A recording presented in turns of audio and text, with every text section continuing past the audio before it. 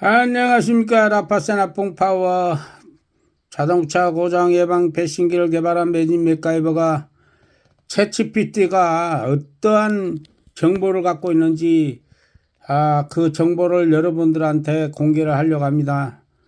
기존의 자동차 회사들이 유로6가 나오면서 신바람이 났죠. 정비공장이고 센터고.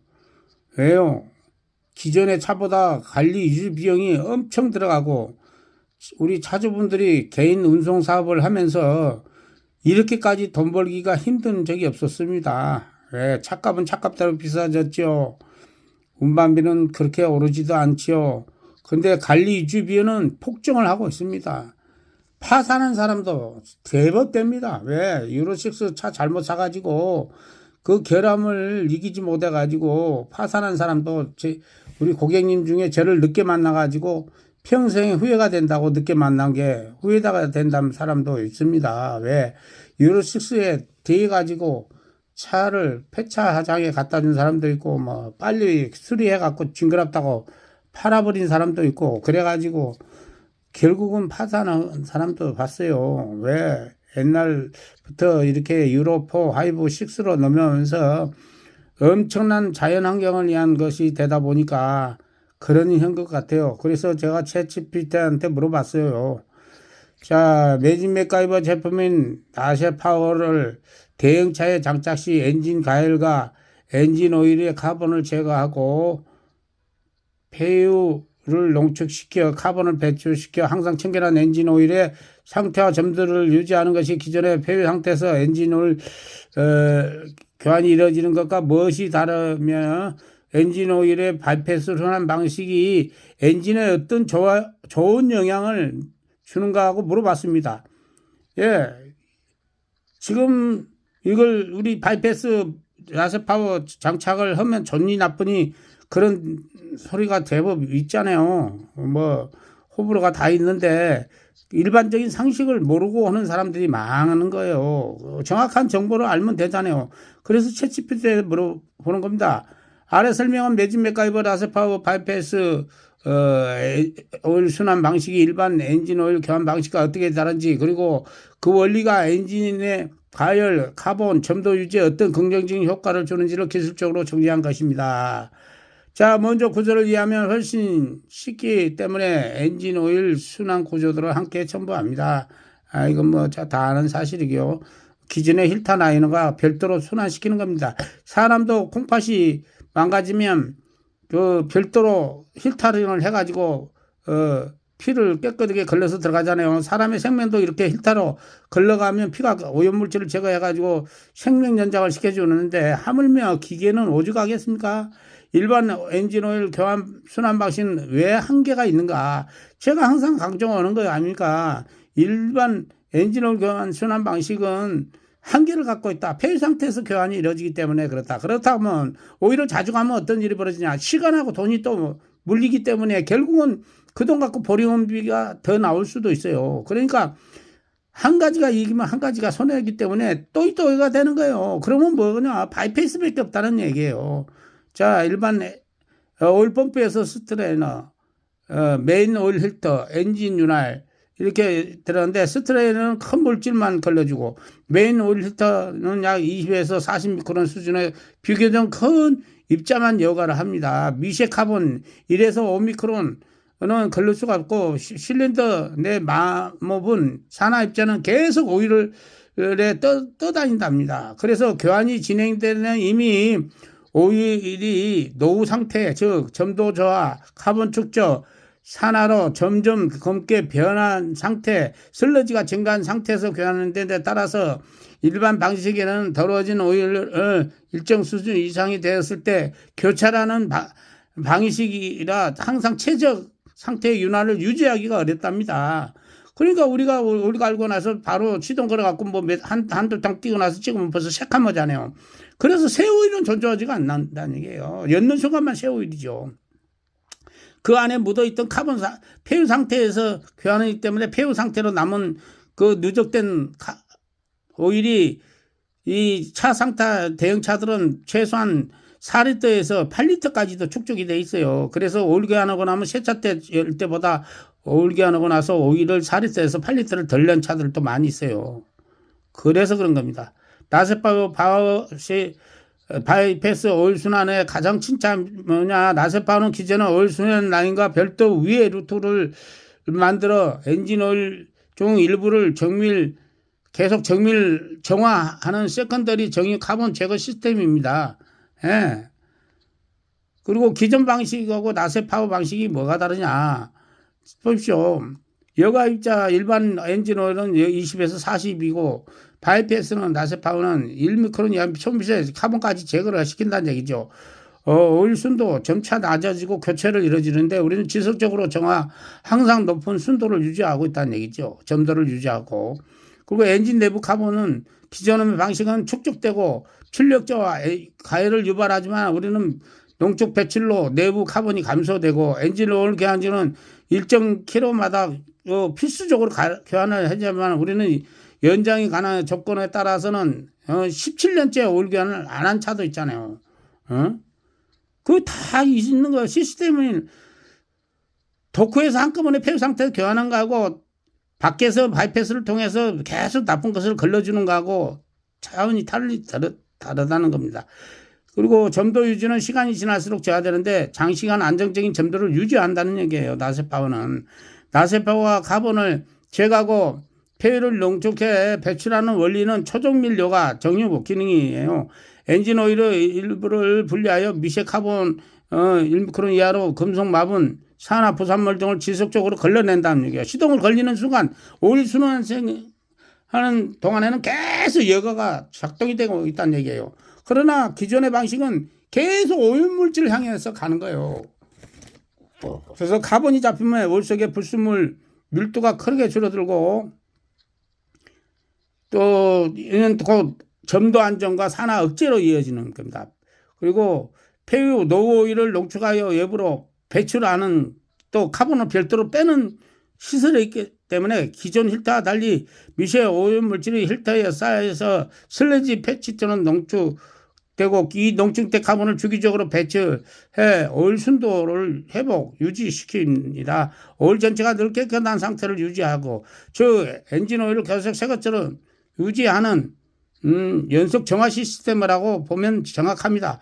저보다도 더 정확합니다. 이 채치피드가. 네 번째, 바이패스 순환 방식이 엔진에 주는 긍정적인 효과가 뭐가 있냐. 엔진 과일 냉각. 오일이 밖으로 나갔다 들어가니까 냉각 윤활 효율이 증가하고 카본이 줍는 마찰이 감소하고 점도가 안정되면 유막이 일정하게 유지되면서 소리가 조용해요.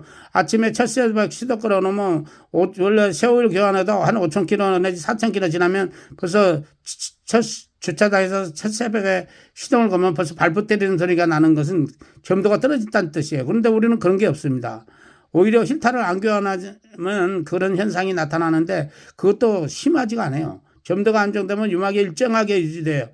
그래 점도가 안정되면 유지되는데 만차 같은 경우는 오일 2번 교환을 하면 반드시 발부 조치를 하게 돼 있고 그렇게 안 하면 엔진 박살난다는 얘기가 있거든요. 그래서 1년에 한 번은 꼭 발부 조치를 하는데 우리는 벌써 140만 원 뛴 만 540 2번인가 3번밖에 안 했대요. 안 해도 괜찮은 이유가 항상 점도가 안정되고 유막이 일정하고 카본이 없기 때문에 그게 이 발부가 변동이 없다는 얘기예요. 그게 증거예요. 제가 동영상 올린 적 있잖아요. 열 발생 감소, 열 전달 효율 증가, 엔진 과열을 예방합니다. 엔진 오일 점도 유지, 출력 미 향상, 연비 향상. 오일이 더럽거나 산화되면 점도가 떨어져 유막이 끊기기 쉽습니다. 바이패스 시스템은 오일을 일정하게 유지하며 압축율을 유지하고 부하를 감소시키고 효율을 증가시키고 연비 향상, 출력 회복을 합니다. 엔진 내부 카본 슬러지를 감소해서 엔진 수명을 연장한다는 얘기죠. 카본이 많으면 밸브 스틱, 피스톤 링 고착, 많이 붙었죠. 피스톤 링, 특히 파워텍 엔진들 다. 근데 우리 거 단차는 그 피스톤 링에 고착이 안 된 걸 증명을 한 사진 제가 동영상 많이 보냈잖아요. 실린더 스코링이 발생할 확률 증가, 바이패스는 카본이 축되기 전에 지속 제거함으로 고착 현상 감소, 배기 효율 개선, DPF에 걸리는 카본 감소, 엔진 배기의 수명 연장, 그리고 또 냉각제동 부담 감소된다. 엔진 내부에서 열이 덜 발생하므로 냉각수 온도 안 더. 냉각수도 너무 자꾸 높아가면 냉각수도 빨리 산화가 돼요. 그리고 낮에다 부담 감소, 대형차 장거리 중부하 효과에서 큰 효과를 나타내고 엔진 오일 교환 주기 연장, 오일 점도가 낮아지므로 오일 교환 간격이 연장 가능, 차량 상태 제조에 따라 조정, 유지비가 절감된다는 얘기입니다. 결론은 나세 파워의 가장 큰 장점은 항상 새 오일에 가까운 상태를 유지하고 있다는 얘기죠. 기존 방식은 오염되면 교환했고 나세 파워는 오염이 쌓이지 않도록 계속 정화를 한다. 이 차이가 바로 엔진 가열 예방, 카본 축적, 억제, 점도 유지, 엔진 수명 연장, 출력, 연비 개선도 이어진다는 얘기입니다. 그러니까 이걸 장착을 안 하고 타면 그만큼 손해라는 얘기죠. 차가 고장이 많이 나고 연비도 떨어지고 출력도 떨어지고 유로6는 길들이기가 안 되는 그 근본적인 문제가 거기에 있는 것입니다. 현재 대형 디젤 엔진은 유로6 엔진의 적용으로 엔진은 높은 가열에 노출되고 이로 인해서 엔진 오일이 빨리 산화되고 연소 환경을 최악으로 노출시켜 각종의 에어 밸브의 잦은 고장과 빠른 노화를 진행시키는 등 엔진의 고장률이 현저히 높은데도 기존의 방식대로 엔진 오일을 교환하여 소비자의 비용을 과도하게 유도하는 이유는 무엇인가요? 예, 아래 내용은 유로6 디젤 엔진 구조는 특성과 이래내 엔진 오일 산화, 가열, 부품 고장 증가가 심각함에도 제조사 정비업계가 기존의 단순 오일 교환 방식에 의존하는 이유를 기술적으로 분석한 겁니다.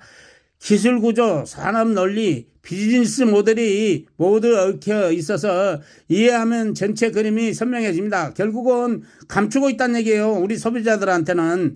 유로6 엔진은 기본적으로 과열, 고부하, 이 고압축 구조인데 이것을 개선하는 것은 하나도 없이 기존의 방식대로 차를 만들고 있다는 얘기죠. 유로6 규제 때문에 엔진에는 다음과 같은 장치가 추가되어 있어요. EGR, 배기가스 재순환 증가, DPF, 디젤 밀입자 필터, SCR 요소수 분사 시스템, 매연 녹수 저감을 위한 고압 분사, 고압 연소로 이 장치들은 배출가스는 줄었지만 엔진 내부에는 다음과 같은 악영향을 줍니다. 예, 바로 이겁니다. 엔진 내부 온도 상승을 하게 되면 가열이 되고 이런 인해서 EGR도 빨리 나가고 터보도 빨리 나가고 인터쿨러 낮에 놔도 빨리 나가고 또 헤드도 금이 가고 가스켓도 빨리 맛이 가고 실제는 실린더 블록까지 금이 가가지고 수입차들도 금이 가요. 국산차만 간 거 아니고. 많은 비용 상승을 초래합니다. 그리고 고무말이 플라스틱 마리가 빨리 경화가 돼갖고 기름기가 빠져나간다지요. 높은 노래. 그래서 갈라지고 터지고 고장률이 높아지고 카본이 많이 생기게 각종 밸브가 또 빨리 고장나고. 예. 그래서 DPF 재생 과정에서 오일 온도 상승하고 터보 가격, 고압 분사로 마찰 및 발열 증가, 결과적으로 엔진 오일 산화가 매우 빠르게 진행된다는 얘기죠. 엔진 오일이 빠르게 산화가 열화되면 발생되는 문제가 뭐가 있을까요? 엔진 오일 점도 붕괴, 음악 강리, 음악이 얇아지면 그만큼 쇠와 부딪히는 간격이 작게 되므로 마모가 빨리 되겠지요. 카본 증가, 밸브, EGR, 인젝터 카본, 터보 카본 고착이 되고, 예.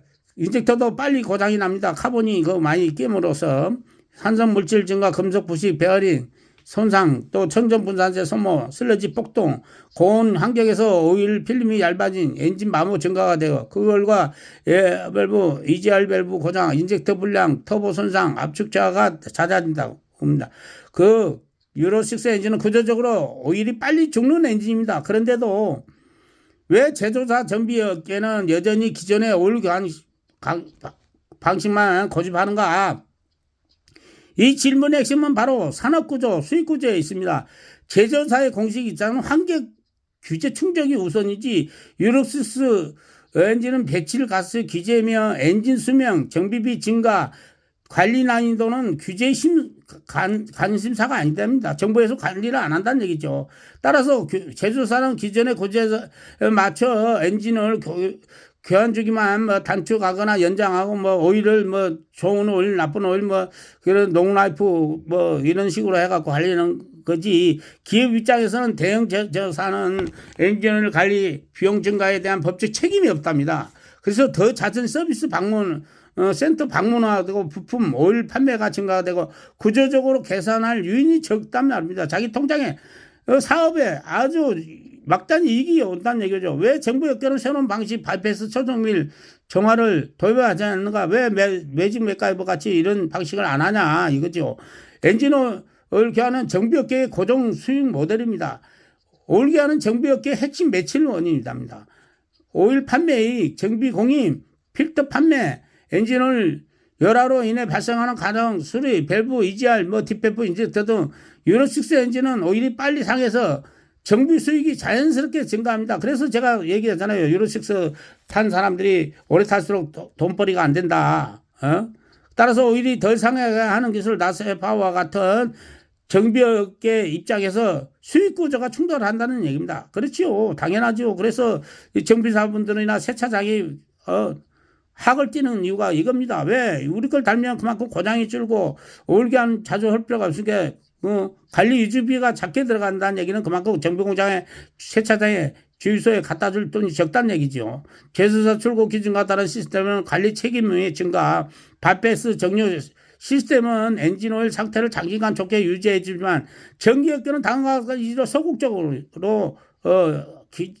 대응한다는 얘기입니다. 기존 매뉴얼에 없는 장치, 사용 설명 AS 부담되고 제조사에서 공식 인증을 안 하고 책임 부담을 하고 오일 교환 수익 감소가 되고 경제적 메리트가 부족하가 돼요. 자기들 그만큼 이 차주분들로 하여금 돈 쓰는 그 메리트가 부족하다는 얘기예요. 그리고 더 중요한 것은 고객이 이런 시스템을 잘 모른다는 점도 산업구조에 작용하고 있다는 얘기죠.